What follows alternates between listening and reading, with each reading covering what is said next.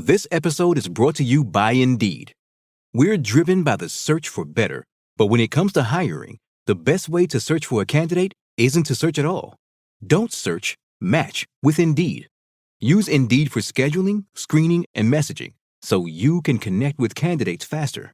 Listeners of this show will get a $75 sponsored job credit to get your jobs more visibility at Indeed.com/MBO.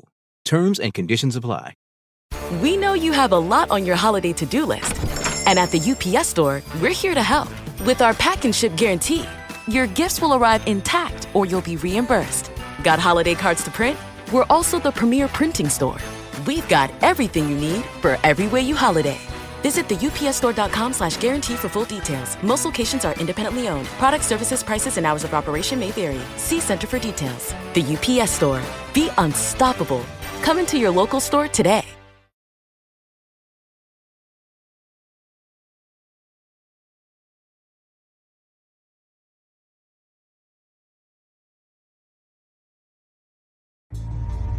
For every veteran, there is a story about a calling to serve, to fight for the freedoms of the American people.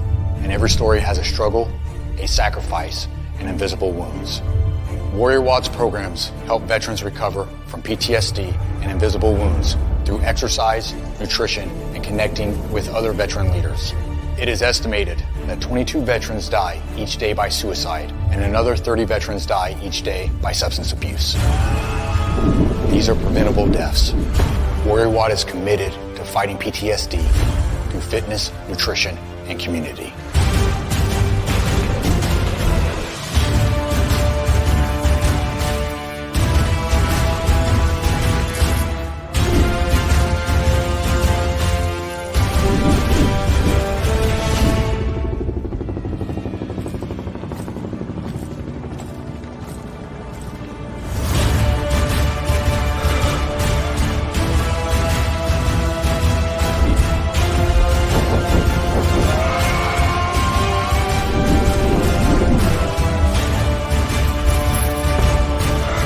Got the privilege and opportunity to support our heroes in their time of need. Will you join us and take action?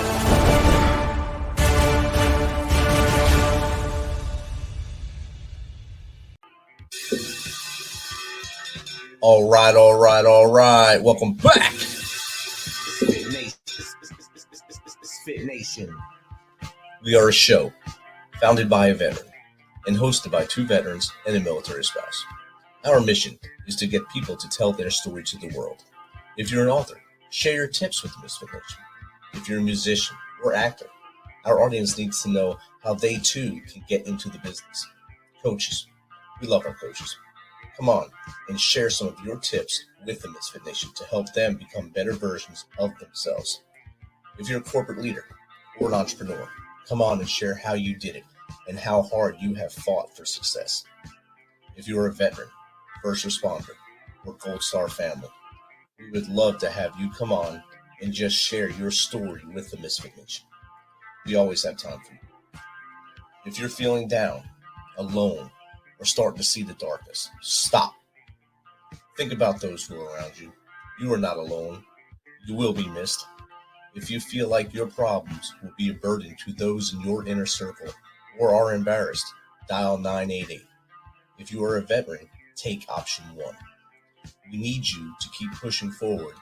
Don't make a permanent solution to a temporary problem. If you're a new listener, welcome to the Misfit Nation. Be sure to subscribe to our show on your favorite podcast apps and also on our YouTube channel at @_Misfit Nation. Subscribe and click the bell to keep you up to date with our latest episodes and all of our news. You can also find us on Heroes Media Group and About Face Radio. Now, let's get to the show.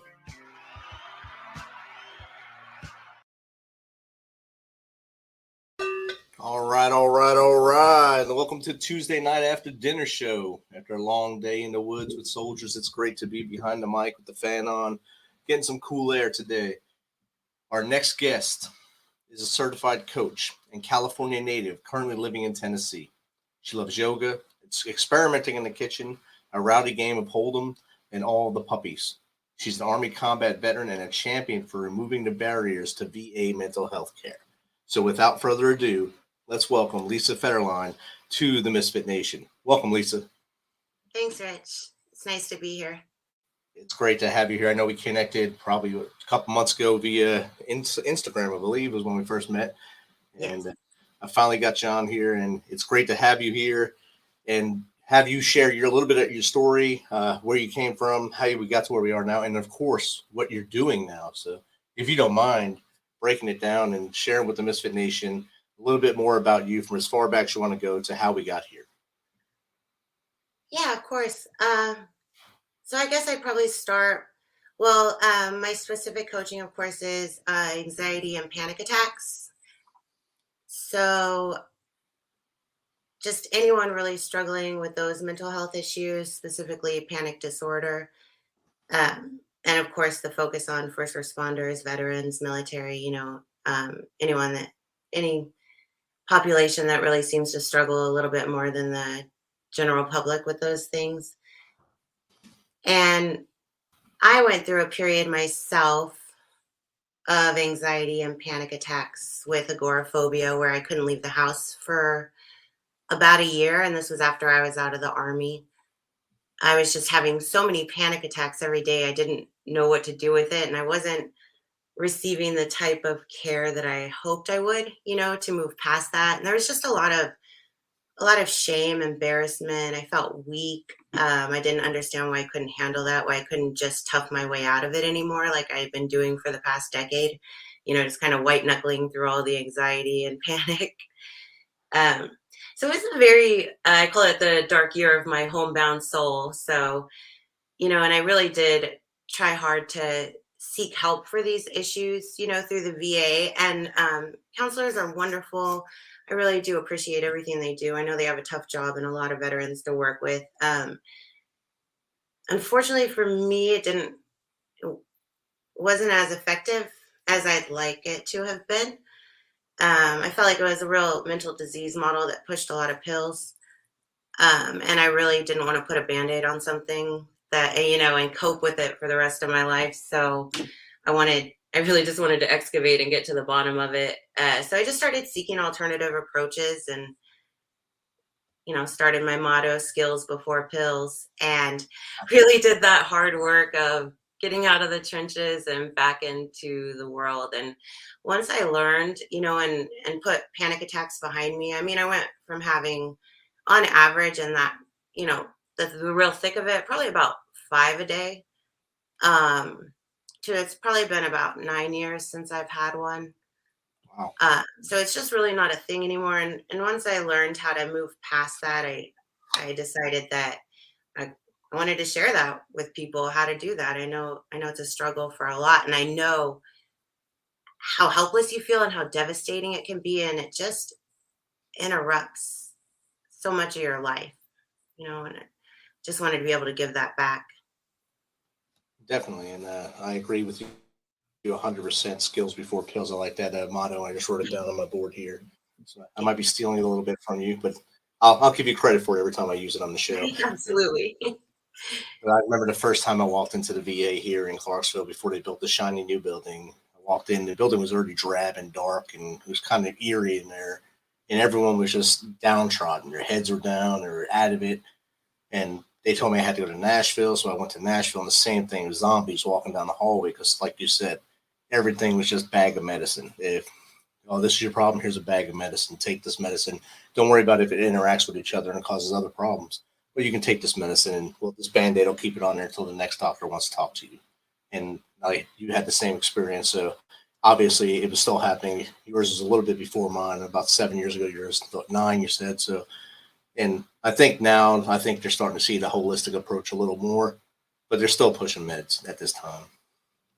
Well, that's really good to hear. I'm sorry that was your experience as well. It is, when you're already in such a vulnerable and susceptible state, and you're feeling a bit hopeless, just to, there's not a lot of hope in that model. It's just cope, right, or numb, or, and honestly, I for a while there, I preferred alcohol to numb myself from it. I did go down that route for a while and learned, um, but really it's not a sustainable solution to getting your life back. Exactly. Did you seek help while you were still in the service, or did you kind of go with the stigma and not go and get help? Mm. So, there's still a little embarrassment around this. That's interesting to watch it come up now. I actually had my first panic attack of my life in Afghanistan.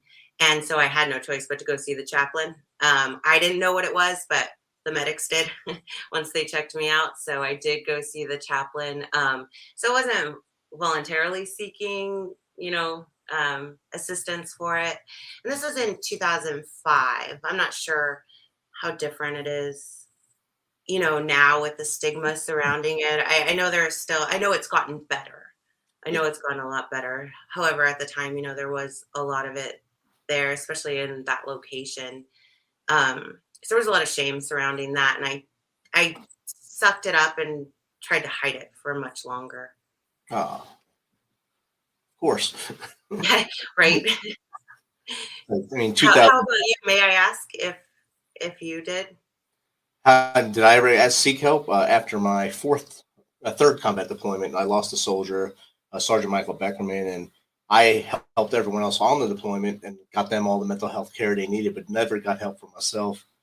When we came home and did the reintegration training, or reintegration processing such, and I went to the provider and said, "Look, I need to talk to someone. I need help." And they looked me right in the eyes and said, "You're a Sergeant First Class. Go back to work."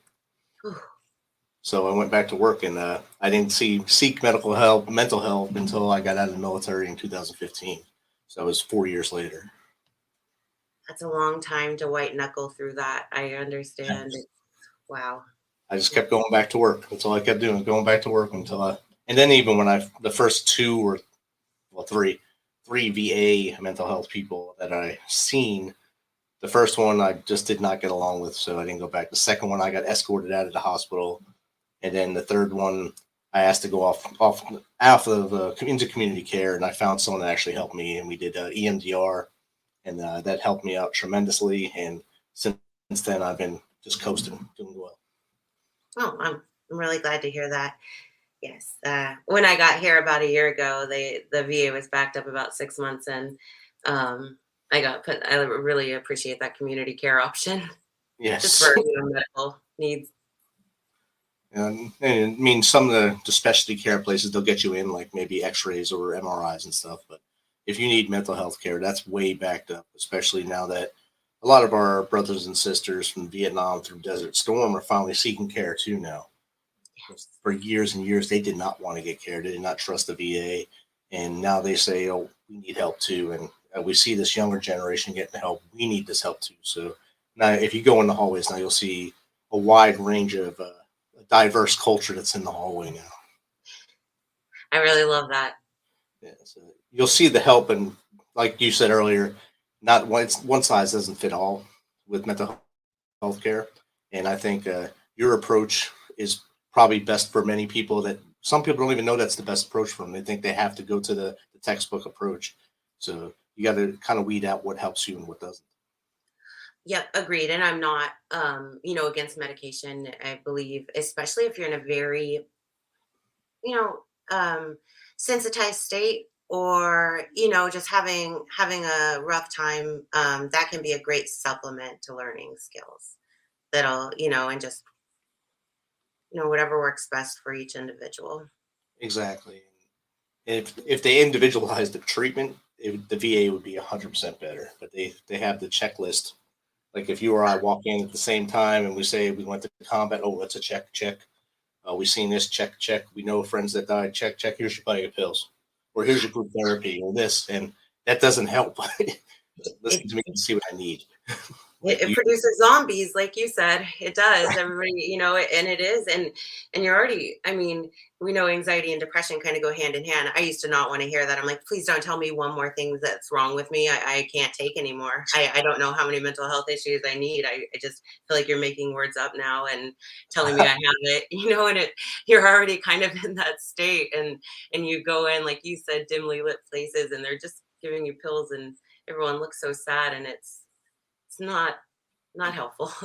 It's definitely not conducive to getting a healthy mental state out of the deal, which Right. we should be seeking and providing for our veterans and anyone really, not just veterans, everyone that's going through a mental health issue needs to get the proper help for them. It's kind of like I always say, you don't go to the same hairdresser if they don't give you a good haircut. You go there and they messed up, you're not going back. So it's the same thing with a doctor. You want to go to a doctor that actually listens to you and wants to help you. And I think, like you as a coach now, especially with anxiety, coaching people for anxiety, that's not even an easy task at all. And I'm sure you're learning that as you grow your business more. Each client has a different set of, I guess, bag of issues with them that you have to deal with. What has been your biggest challenge, knowing from where you came from to helping them? Oh, absolutely. You're right about that. I mean, we all just have our own experiences that shape us, and just our own idiosyncrasies and personality traits and schemas, and that shape us, like you said. And it's just, you can't do the one size fits all. And the biggest challenge is because I really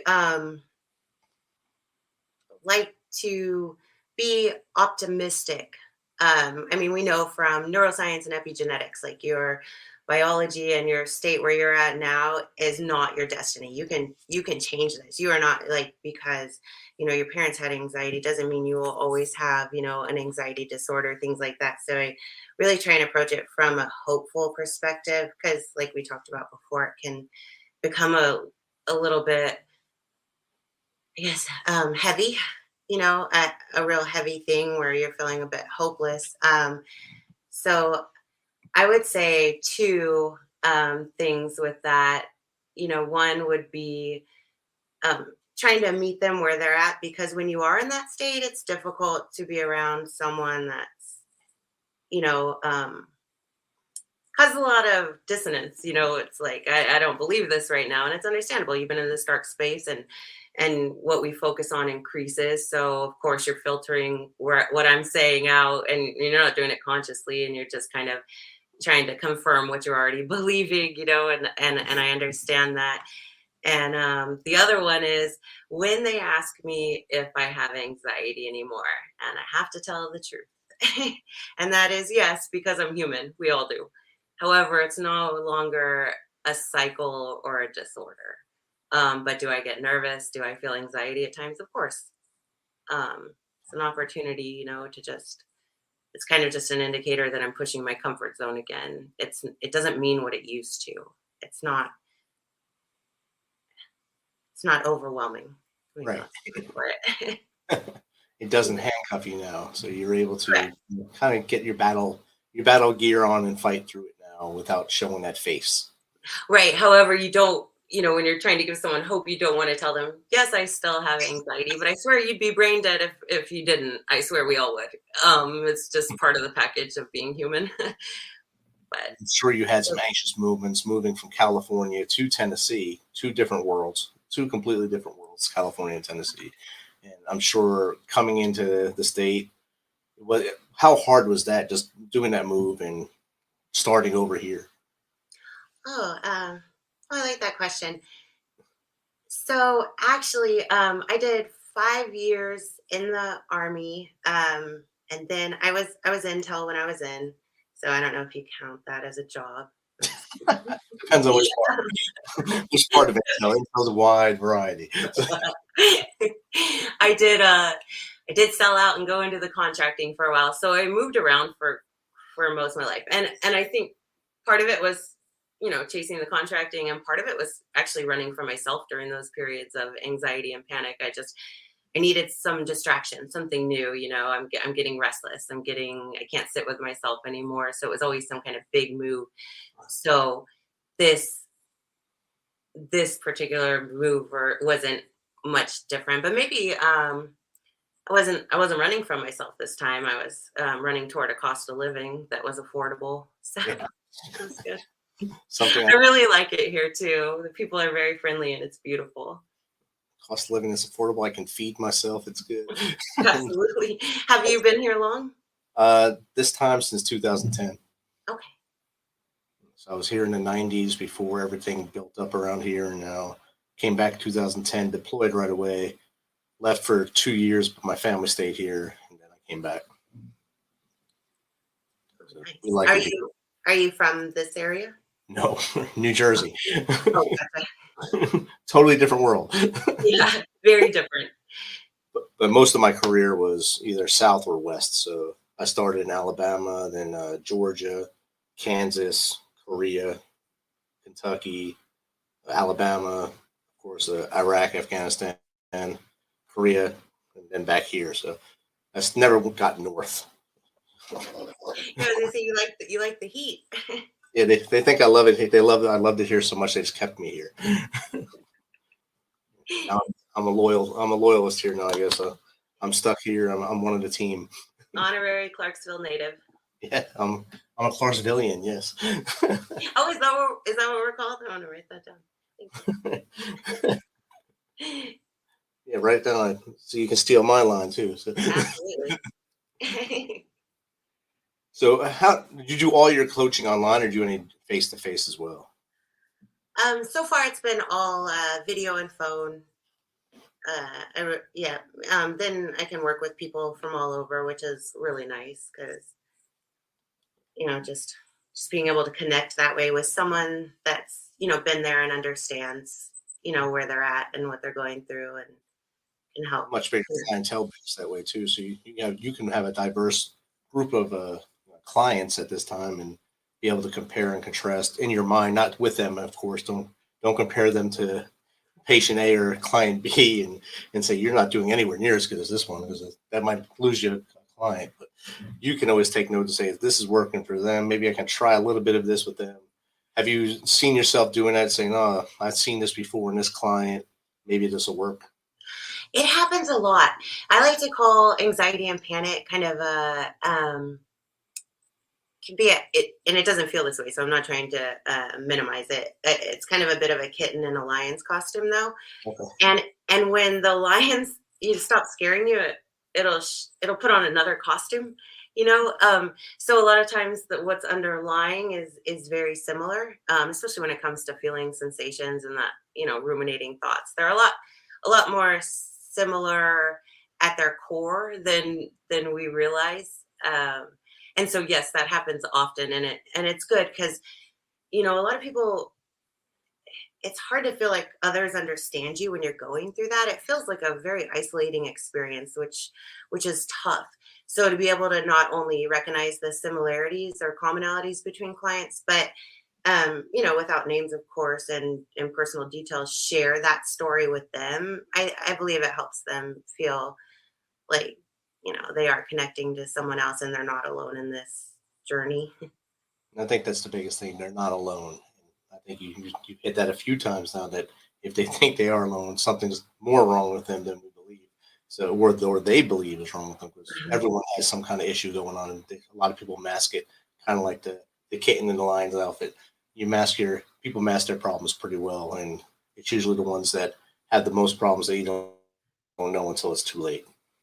Right. And that's so unfortunate. And I really, like you said, something that's kind of at the core of a lot of our, those of us that have struggled with it is like, we feel like there's something wrong with us, inherently wrong with us. And we need to put that mask on because we're wired for that connection to others. And we're afraid that we won't be accepted as we are. And, there's just something really flawed within us, especially when our bodies start doing things that just feel so overwhelming, those panic attacks. I mean, in the moment, it's like you're 30,000 feet in the air and someone just said the engine went. And I mean, that's what your body's revving up for. You're and it's so out of context. And you just feel like there's something really wrong with me. And that, yeah, there's really not. There's nothing wrong with you. You're perfect as you are. Just gotta need a little help to work through it, and understand there are tools out there to help you work through it. Yes. Do you want to talk about any of those, or should we stop? Yeah, go ahead. Will you share yours as well? If you don't say them, yes. Okay. Deal.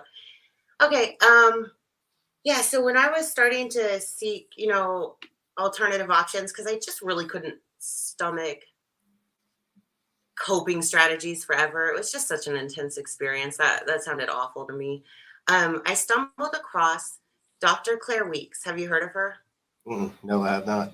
So she was an Australian doctor from, I want to say, the late 50s, early 60s, and she was a real pioneer in anxiety and panic disorders. I think back then it was called paradoxical intention, and now it's kind of morphed into a subset of CBT. It's acceptance and commitment therapy. And basically, okay, so her book, if anyone wants to look it up, and I got a disclaimer that the language is a bit out of date because it was from the 60s, so gender roles as well, sorry. But the content is fantastic. Like the actual takeaway content is really fantastic. The book is called Hope and Help for Your Nerves. It's I recommend the Audible. She has the sweetest, like grandmotherly, stern but concerned voice with the Australian accent, and you can take it with you. It's about an hour long. You're feeling afraid. I stumbled upon that, and what she explained to me, no one had explained to me yet about a panic attack. And it was that although my panic attacks were coming out of the blue, and they often do, it's out of our conscious awareness what's triggering them. I mean, I could pinpoint that crowds did it, standing in long lines, things like that. I understood that after a while, but a lot of times they just kind of feel like they're out of the blue.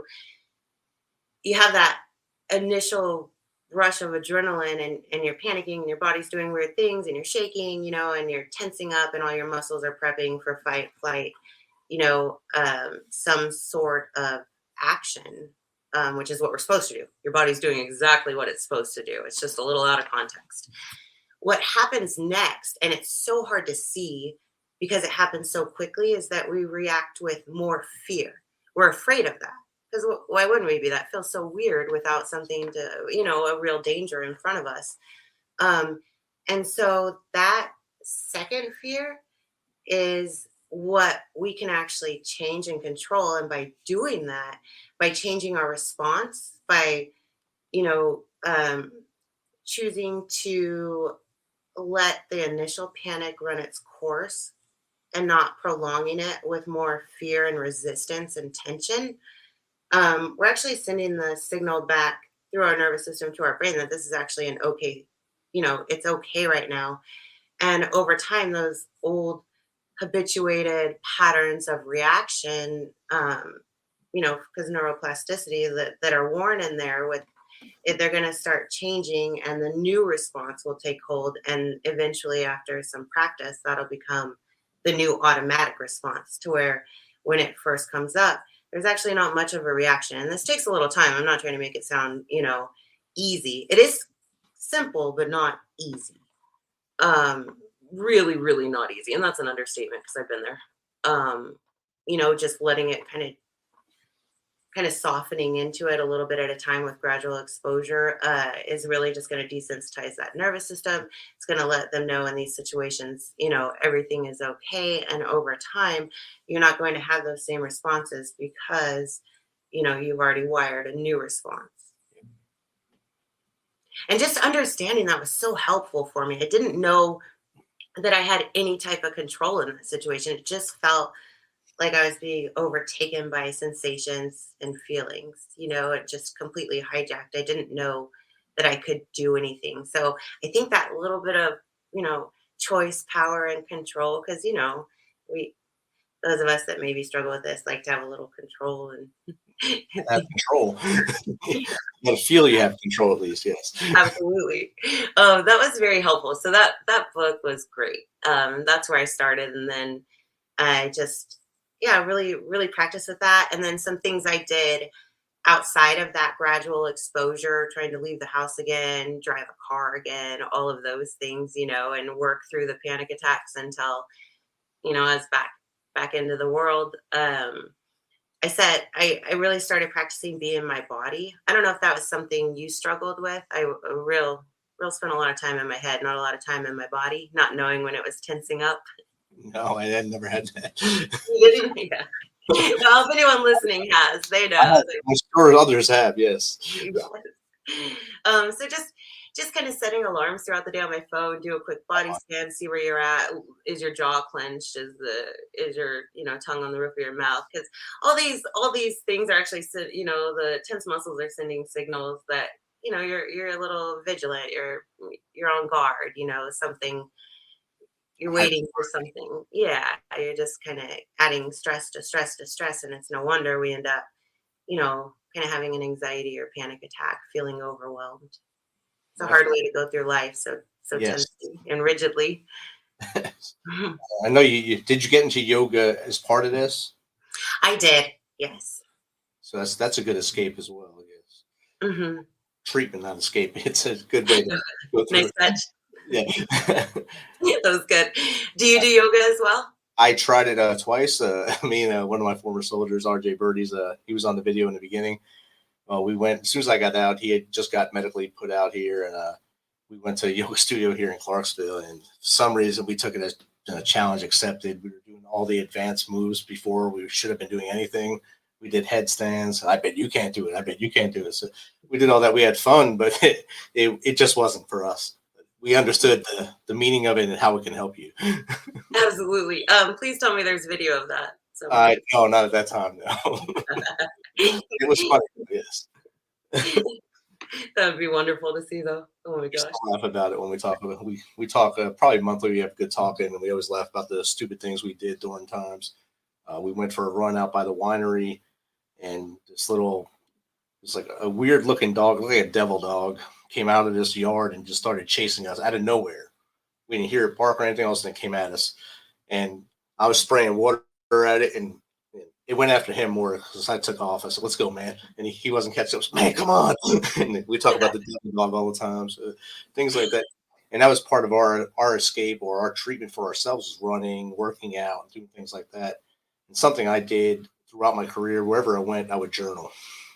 I'd go through the day and then I'd write down everything. So in case I don't forget, in case I did forget, it was there. Yeah. I knew what happened that day. I can go back and say, yeah, this is what happened. And maybe this is when this started for me and things like that. And every deployment, I have whole books of, like, it's actual paper for most of them until the last 1.5 I did on computer. Those are great. I really like that. I mean, especially, the physical exercise helps quite a bit. I'm pretty sure that's why the Army does it too. I go to the gym in the morning. That's my temple time. I go in there. Even if the gym's jam packed, I don't see anybody. I see me and the weights, and I just escape. Even no headphones on. I just work out and then I leave. That's it. It's just me and my head and go. And that's how I feel better for the rest of the day. Yeah, that's great. It really does. It helps a lot. And the value of it. I mean, we used to hate it when you're in the Army, of course. We never really do PT. You have to do your 2-mile run. You have to do this. And then you get out and, like, I don't have to do it anymore. But maybe I should. Maybe I should get back into this a little bit and get back to being a better, healthy person. Yeah, I agree with that. It is easy to let it slide, Yeah. but it's helpful. Very helpful. One of the listeners said he spends too much time in his head sometimes. So he lets something get in there, just, I guess, rattle around and, Yep. and fight himself basically all day. That's hard.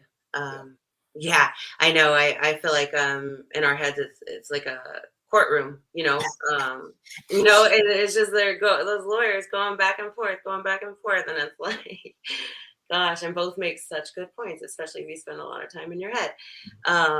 Yeah. So to keep that metaphor going, the goal and just kind of practicing mindfulness and things like that is to be the courtroom, right? The observer. So not getting too invested in that. Another thing that I like to do a lot is we do get in our heads. We do self-monitor or kind of get lost, in rumination or thought. So just kind of, it sounds great. Like he's already got awareness. He's catching himself doing it. So at that point, just really, and it's uncomfortable, but and you might have to do it within a few seconds over and over. Just refocus your attention externally, on something external, your 5 senses, just, and it does feel strange if you're used to kind of being lost in your head, thinking about things.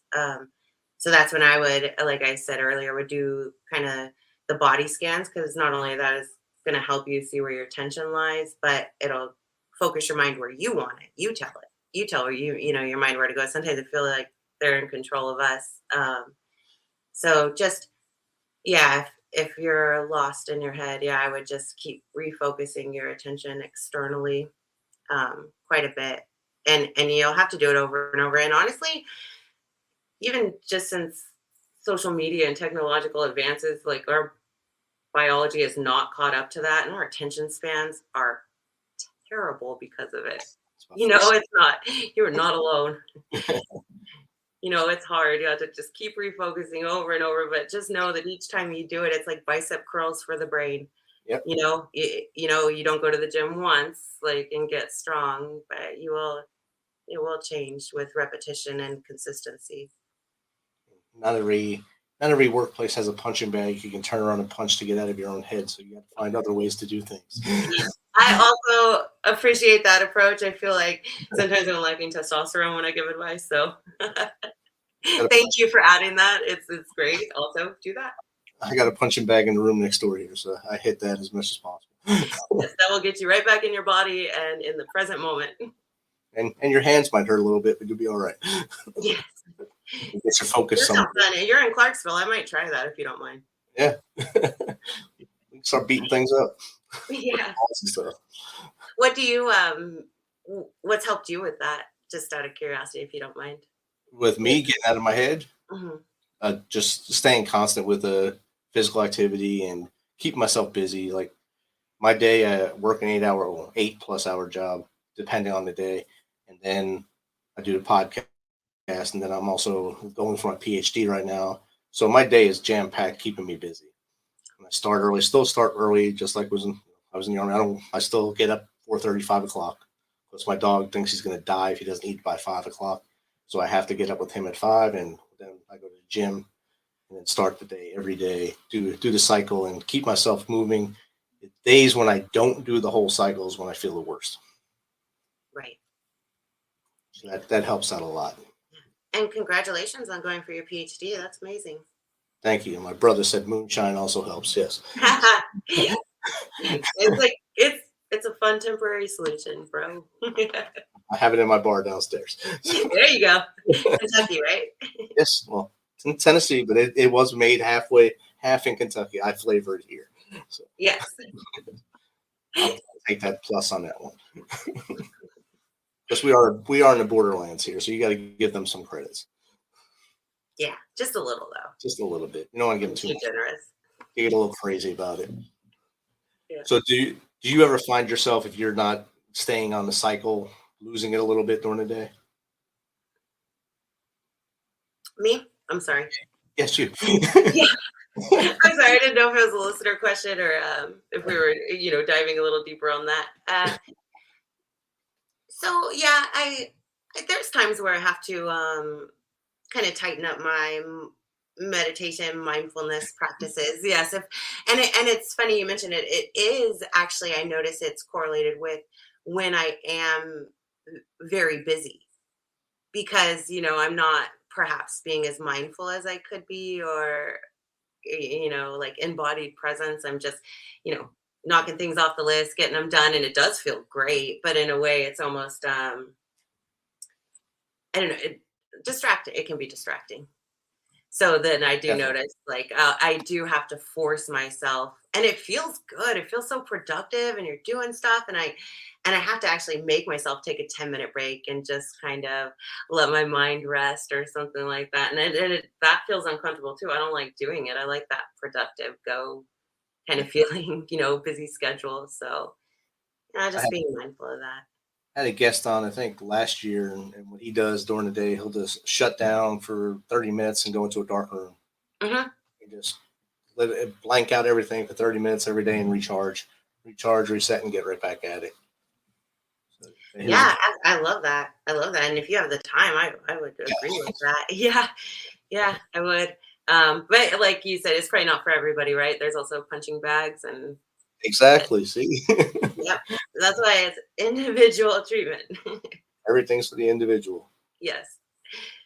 So it's an awesome thing. You said you were Intel, and you said it wasn't really a soldier, but what part of Intel were you? I have to ask. I was just teasing. Yeah, because I want to know what you did too. But I feel like Intel comes with a disclaimer and a lot of jokes. So I was imagery. Imagery. Huh? I was going to say geospatial before. Yes. Said that. How'd you know? I just wanted to look at pictures and not write reports. I actually, when I first got out, the first contractor job I had was teaching intelligence, even though I did nothing with intelligence in the Army. So I learned all about the golfs, how they did their stuff, and the imagery and all that, and human dudes. I worked with a lot of human guys and girls in the service. I loved that job, and counter intel people. I love them guys. But the imagery dudes, I always thought they were just like these people that stayed in a dark room and no windows and hung out. And then I met them here at Fort Campbell, and that's exactly what the word I called them, the squints, when I first met them here. And I said, "You guys ever go outside? You're all pasty and stay in the building." But they were happy in the building. Yeah, I can't even argue with any of that. You nailed it. For me personally, I was a chemical soldier. So. What was your MOS? 74 Delta chemical. Oh, nice. So I did that as my profession, but I mostly stayed with either infantry, armor, or engineers my whole career. Oh, okay, yeah. I didn't get to do my jobs well. Like you guys probably got to actually do your jobs. Yeah. I know. I'm not gonna lie. When you said that, I had no clue what that entailed. I'm sorry. I really didn't. But you smiled. You played it off well. Thank you. I told him myself. I don't know if you want to tell me, but that's all right. Tell you what. What it was that chemical was. Like when you went to the gas chamber? Oh, yeah. We're the ones that put the gas in the chamber. We taught you how to wear your mask and all that stuff. Gotcha. Okay. So we tried to protect you on the battlefield by torturing you a little bit and then letting you know it worked. The little bit I've gotten to know your personality, that seems fitting. Thank you. My brother and Jake and Chad are probably laughing at that as well. So they know my personality very well. If you can give the audience maybe 3 things they can do a day to slightly change their routine, to maybe get out of their own head on a day, or maybe stop the cycle of anxiety, what would that be? So I know it's a big buzzword, mindfulness, but it is effective, and there are a lot of different ways to do it. So you don't have to go into a dark room and meditate for however long to get the benefits. I mean, mindfulness is just coming back into the present moment and your senses, and you can do that at any point throughout your day. So say you're listening to an audible or somebody tell a story that should have taken 5 minutes and they're on minute 18 and your mind is starting to wander off, right? Because you're just starting to check out. Well, you just catch it and bring it back and focus back on what that person's saying or what, the narrator's saying or things like that. Or, and each time you do that, each time you catch it and bring it back, like I said, it's like that bicep curl for the brain. And really in just 8 weeks, you're making structural changes in your brain to where you're just really increasing your psychological flexibility. You'll be more present naturally. You're in control of where your mind goes and you won't get as lost in those thoughts. It's taking a step back. You won't be as stuck in your head. You'll be more present. And it's really a cool experience. Have you practiced with it, Rich? With mindfulness? Yes. Yes. It almost brightens colors. I know that sounds a little woo-woo. Can you edit that? It does, though. It does. It just really changes things. This isn't the network TV. I can't just edit on the fly here, but yes, Okay. it's live on the radio though right now. All right. We'll let it slide. The colors are so bright here right now. You really are. It's a little yellow, I think. So what's the second tip you would give them? So the second tip for anxiety. So our initial response is to distract, numb, and avoid from it because it doesn't feel good, and that's understandable. So even if you can just sit with it for 15 seconds to start. Gradually we want to increase this, but like whatever your thing is. Mine was alcohol for a long time. So I'm feeling very, especially social anxiety. I'm feeling very overwhelmed. This is a crowded place. I need to start drinking so that I can feel normal again. So with that, I would experiment, and this could be anything, whatever your answer is: food, alcohol, anything you use to avoid or numb or distract from.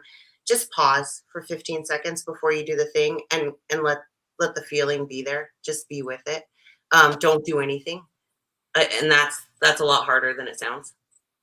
It really is. And once again, it has the same effect. You're interrupting those habituated, reactions to the feelings.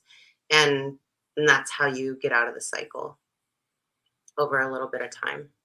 And not as much time, no matter how long you've been battling this, because like I said, mine was probably my whole life. I didn't know what it was. When you're little, you don't. But like the real sticky stuff for over a decade, and it probably took me just to like desensitize and get out of it. 3 months, 3 4 months. So it really is not. Don't worry if it's been a very long time. Like it's the brain is amazing.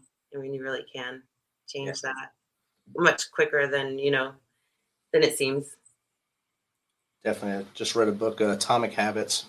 That was 3 books ago, actually. 3 books ago, I had that one on my Audible. So I've changed what I do in my car now. I used to just rage to music as I'm driving to work and trying through these great Clarksville roads or I-24 to get to work. And I figured I need to get something to calm me down a little more. So I started doing books. I'm on my 5th book since August.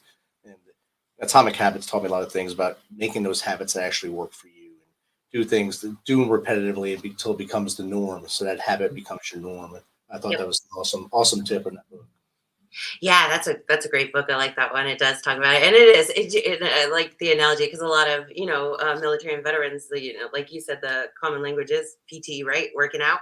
I mean, we know at the gym it takes consistency and repetition if you want to see results. It's the same thing with with the brain and habits. Definitely. And what's the final one? The final tip? Oh gosh, You're on the spot now. I know. I'm cutting out tunnel. After you faked it on a chemical, I got to keep getting you. Yes. Yeah, so we did the external focus. We did the power of the pause. So for a practical tip, I would say if the trouble is being in your head quite a bit, then I do like the idea of learning how to be in your body, because you probably don't realize just how much stress and tension you're carrying around.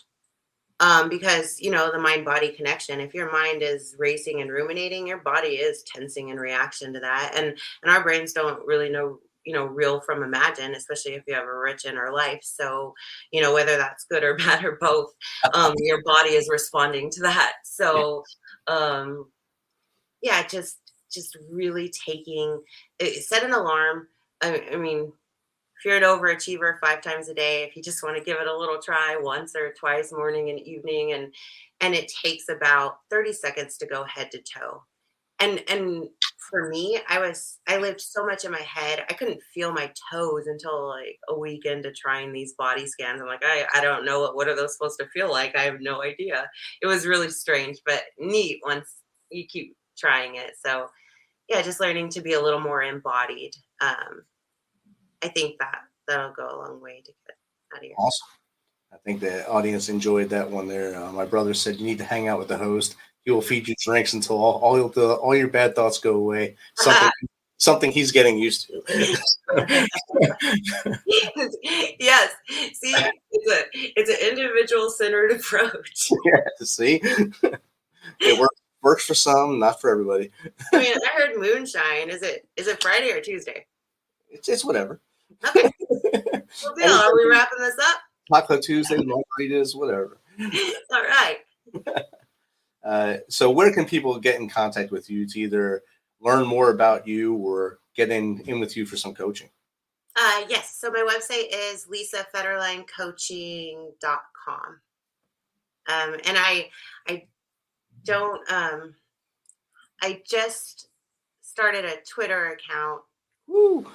I know I'm not a big social media person. I am trying. I know it's important. Yeah, I think I'll be on there soon if I learn how to use it. I met you on Instagram. So, Yes, you did. and then you And disappeared. I did try Facebook also. I'm still trying to find what fits. Same thing. So you got to find the thing that works best for you. Yes, Awesome. thank you. Lisa, this has been great hanging out with you tonight. I hope you had as much fun as we did, and the audience had fun as well. And we should do this again sometime and laugh a little more and get a lot more off our chest. Yeah, I agree. Thank you so much for having me, Rich. This was a lot of fun. I appreciate No problem. it. Just stay on the line. We'll talk after the branding goes off. Okay. In October 2019, Arlington, Texas was chosen to be the home of a new national museum, unlike any other. The National Medal of Honor Museum will be a unique home of military history. The 100,000 square foot museum will house exhibits, archives, and artifacts relating to the 3,500 U.S. troops who have been awarded the medal, the nation's highest honor for valor in combat. The museum will have 31,000 square feet of galleries dedicated to U.S. troops who have received the award. The museum's CEO, former Navy SEAL and NASA astronaut Chris Cassidy, said the museum will focus on education as much as preservation. The building will have 5 areas dedicated to Medal of Honor winners from the Army, Marine Corps, Navy, Air Force, and Coast Guard. The main gallery will be located in a central plaza under a 25,000 square foot slab of steel, which will appear to be suspended in midair. It will be supported by 5 pillars. Black Rifle Coffee is a corporate sponsor of the museum, as are the Dallas Cowboys. The museum's board also includes over a dozen major corporations and 6 Medal of Honor recipients, including David Bellavia, Patrick Brady, and Britt Slabinski. Army Staff Sergeant Bellavia was awarded the medal for clearing an entire house by himself on November 10, 2004, as a squad leader in support of Operation Phantom Fury in Fallujah, Iraq. He killed 4 enemy fighters and wounded a 5th in close quarters battle.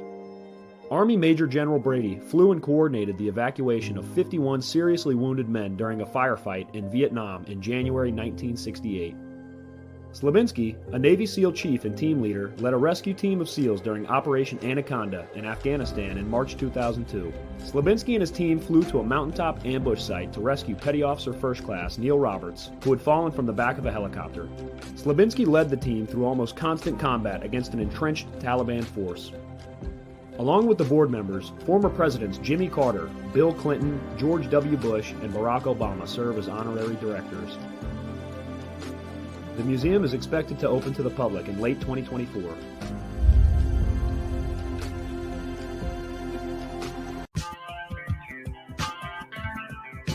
Thanks for checking us out and being a part of the MisFitNation.